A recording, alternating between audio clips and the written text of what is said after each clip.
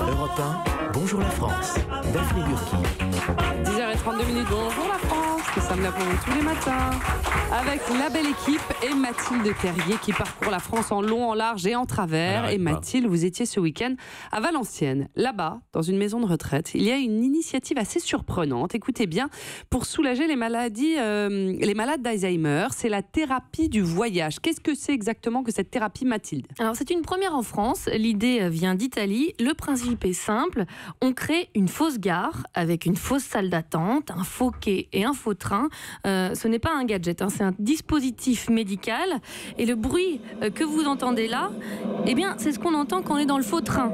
Il y a un écran géant avec une vidéo qui défile avec des images de paysages que l'on pourrait observer par la fenêtre pour donner l'illusion qu'on est vraiment parti en voyage, alors qu'on est dans une maison de retraite.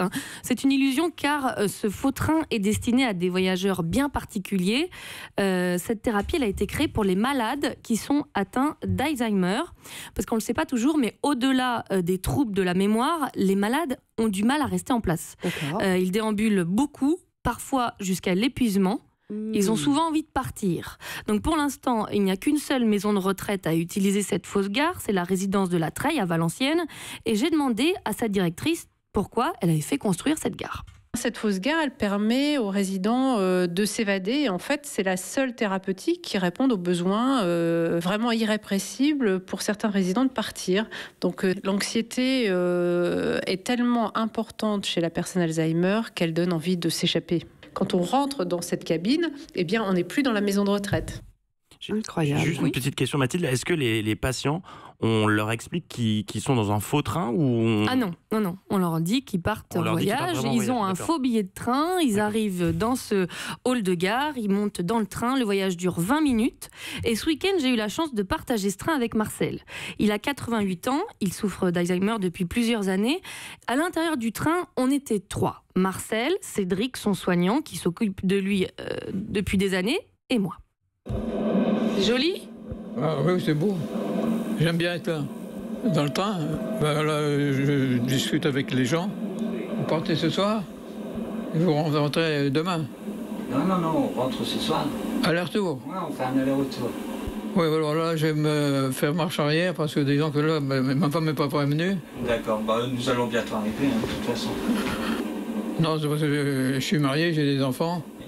Vous savez qui est la personne en face de vous? Bah oui, comment vous appelez-vous? Cédric, je partage votre quotidien. Patrick? Cédric. Ah, Cédric, d'accord. Depuis que cette gare a été créée, Marcel a voyagé une dizaine de fois. Après ces voyages, il communique mieux, il est moins introverti. Visiblement, ça marche. C'est un espoir pour mieux vivre la maladie. Ce dispositif ne va pas guérir les malades d'Alzheimer, soyons clairs. Mais en tous les cas, il va faire baisser l'anxiété. Et en faisant baisser l'anxiété, la personne se sent moins stressée, elle se sent mieux dans l'unité, elle se sent plus apaisée. C'est une personne qu'on redécouvre, puisqu'en fait, elle ne nous parlait pas. Et aujourd'hui, elle nous regarde dans les yeux.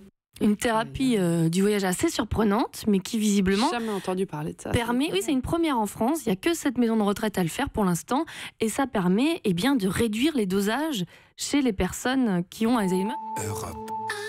Europe 1.